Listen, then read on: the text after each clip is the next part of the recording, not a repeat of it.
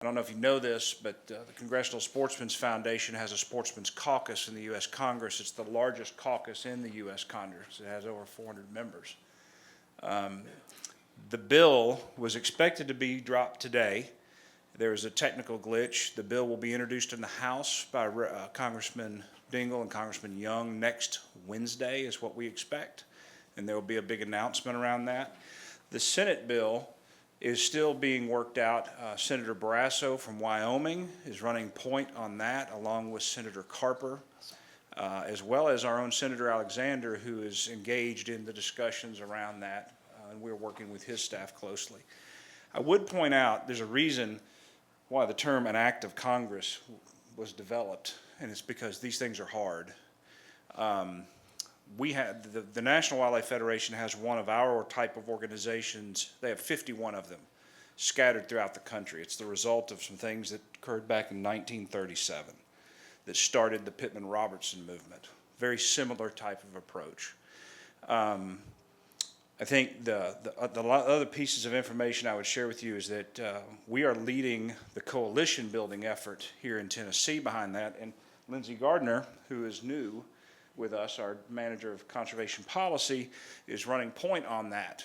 And our goal is we have a list somewhere in the neighborhood of 250 to 500 organizations, businesses, and other people that have shown interest in this topic that we plan to build a grassroots campaign around to help push this forward. So the resolution that I spoke to last year, I think it was in Chattanooga maybe, where y'all passed the resolution supporting this. This is the same effort as that resolution supported. And we're excited about it because when you infuse an extra $20 million into the work of this agency, the benefit to all wildlife will be very significant. And we think that over time, the sportsmen will benefit tremendously. And it's interesting to note, the Blue Ribbon panel, at least half of it was represented by all of the major sporting organizations in the country, because we feel that the sportsmen should lead this initiative and not follow. So thank you. If you have any questions, I'll be glad to answer. Thank you, Madam Chairman. That completes the. And with that, I know we've got a couple of members who are traveling today, and I would really appreciate it, Ed, if the team could share a link to this portion of the conversation just to make sure that it's a really outstanding presentation. Pandy, there you are. Thank you for that. It was very informative, and for a couple of three members who are traveling today, would love to make sure that they have the opportunity to get it, and they may have follow-up questions beyond it, but want to make sure they see your presentation. Please, absolutely, if you don't mind, please come to the mic if you don't. I was just going to say there are several other folks here that wanted to give a very brief mention from TDEC. Absolutely, I'm sorry. Happy to go back into the joint committee, sure. Who would you like to enter? Well, good afternoon, and thanks for having me. I'm Roger McCoy with TDEC's Division of Natural Areas, and what you saw today is very similar to what we do with the state's rare plant list. And we do this by rule every 3 years, and we are required to do this by state law. So there's a big similarity, plants over in TDEC, animals in here. And just to help keep my comments brief, I'll just go ahead and read the rest. The Division of Natural Areas and Tennessee State Parks, and especially TDEC's environmental divisions, rely on the expertise of TWRA's biologists and the listing of Tennessee's wildlife to guide conservation and regulatory decisions. Based on TDEC's work with TWRA biologists, we have confidence that the proposed changes you saw today is something that this agency takes very seriously, and any proposed change arose from thoughtful deliberation based on the best available scientific data. And I'd like to highlight just a few of these proposed changes. The list is very big. A lot of us are not zoologists. I'm not a zoologist, but we have some on staff, and I've done a little bit of work with some of these animals. Brawley's Fork crayfish. We heard a lot of talk about crayfish. It's currently listed as state endangered because it has a very limited global distribution. But today, based on survey work and environmental reviews of our two agencies, we can confidently downlist this aquatic species to threaten. So that's one moving down on the list because of the surveys. Surveys for Brawley's Fork crayfish also allow our two agencies to provide science-based comments to a petition to list the species federally. We heard a lot about this. This was a species that folks wanted on the federal list. Had it not been on the state list as endangered, we would not have known about this. And there's a good chance it would be federally listed, but because the biologists of our two agencies know about it, we could confidently say, yes, it's rare, but it does not warrant federal listing.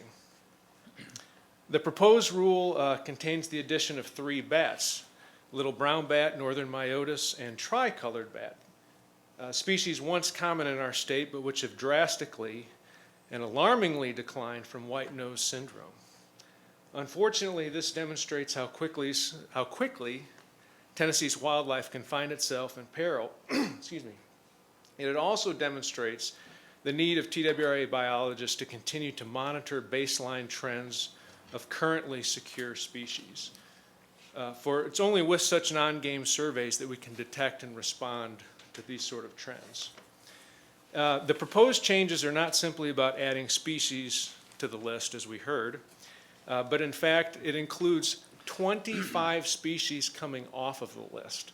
So if there's no action taken, there's going to be 25 species that remain state listed that really are not warranted to be state listed.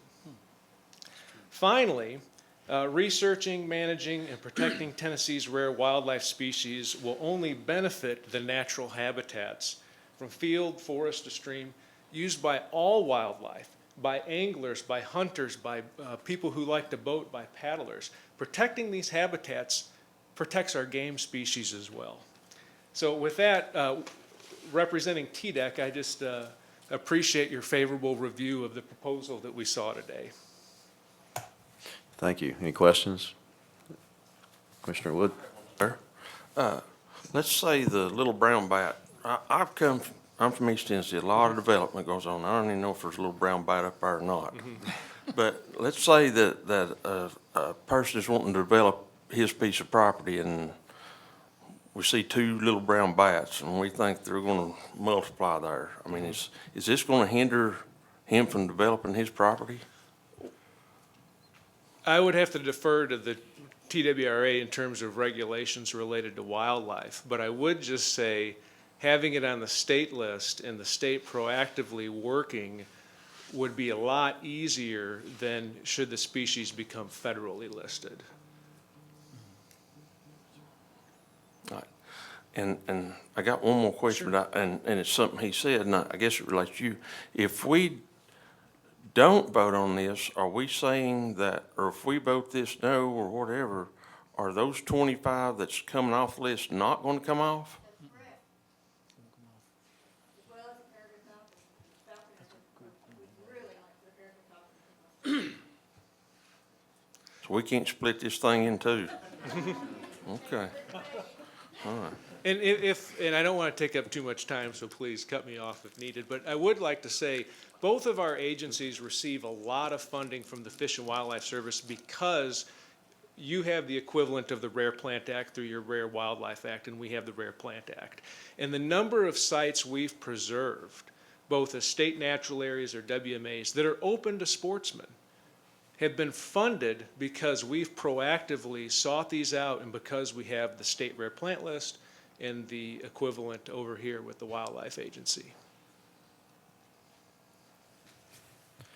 Any other questions? Thank you. Does anyone else like to speak? Please. Cat Pearson from the Defenders of Wildlife. Thank you. Hi, Sir, would you introduce yourself so everyone can hear? I will. Is that okay? Hi, I'm Kat Dearson. I am the Southeast representative for Defenders of Wildlife. This is my first time addressing this commission, so thank you very much for giving us a few minutes to do that. We really appreciate it. Just a little bit of quick background. Defenders was formed in 1947. We're a national member-based conservation NGO that focuses on protection of imperiled wildlife and the habitats that they depend on. We have well over 1 million members and supporters across the country, and over 17,000 of those live right here in Tennessee. Like the other folks who have spoken today, I just wanted to take a minute to step up and say that Defenders really supports the work of TWRA in updating the list and the tremendous effort that they've put forward to make sure that the list is scientifically well-grounded and gives TWRA, the right species are getting the right focus so that they can direct the resources that they need to making sure those species stay abundant and that future generations of Tennesseans get to enjoy them. I actually had kind of a bunch of fairly Tennessee-focused little things I was going to mention, but there were a couple things that came up that I thought maybe were worth adding to. There's been a lot of talk about, the impacts to development and, possible financial consequences of changes to these lists, but I thought a couple of statistics might be interesting to you in that way. Every 5 or 6 years, there is a national survey of that comes out that evaluates the economic benefit of hunting, fishing, wildlife viewing, passive forms of wildlife recreation. And some of those figures really stuck out to me, and I thought maybe perhaps provided a bit of a counterbalance. In Tennessee, there are 1,955,000 residents of the state that participate and spend money every year on passive wildlife viewing in one form or another, be it birding or boating or hiking. And they spend money here in the state. And now these are 2011 statistics, and the 2016 statistics are out, but they've not been reported on yet, and they're higher. But the total impact of that in Tennessee in 2011 was $942,573,000, and that was 7 years ago. So the impact of non-game wildlife, the benefit to this state, is really immense. It improves the tax base, it creates jobs, supports especially rural economies. Tennessee is incredibly blessed with a huge array of biodiversity here. It's one of the most biodiverse states in the nation. I'm sure you guys hear that all the time. People who live here value that, and they're proud of that. Our members are proud of that, and we expect and we want the state to preserve that. And I will just say I'm very conversant in several of the state wildlife action plans, and Tennessee's is easily among the best. I mean, the expertise that's present and the management strategy that's present in the 2015 State Wildlife Action Plan is very, very good.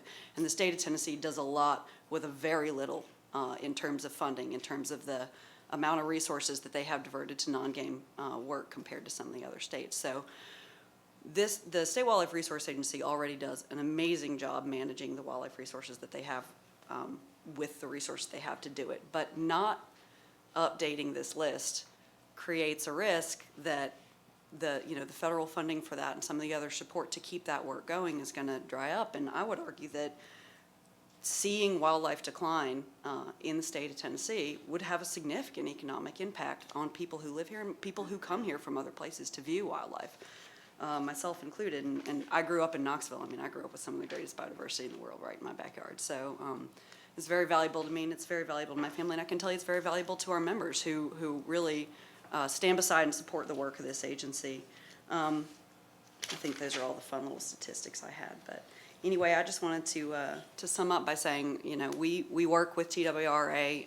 We're engaging in proactive conservation projects with them.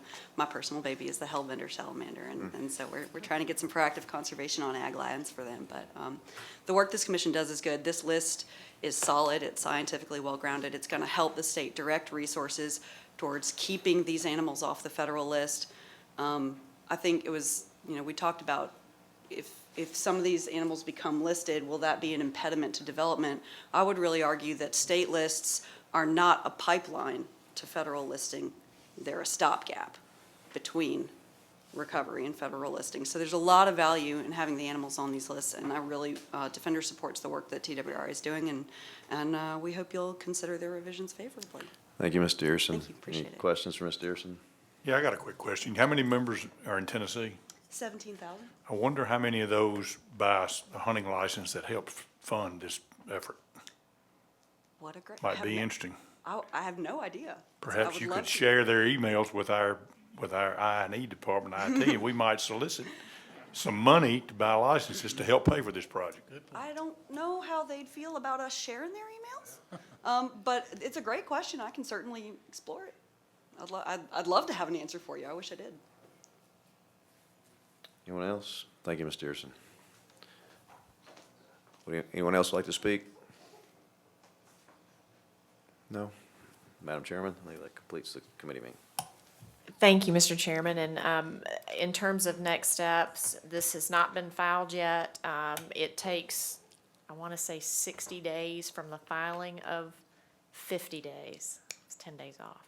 50 days from the filing of the rule until it will come to us for consideration. And so there's, it's a marathon in some ways, this process, but I appreciate very much that agency for taking the first big step for a thoughtful, informative conversation so you all can get your questions answered. And we want to continue that. If you have questions and follow-up, certainly please do so, but we'll continue moving that process forward unless there's any objection to that. But wanted to ensure that preceding that rulemaking hearing, which is a little more formal, a little more constructive, wanted you all to have that opportunity.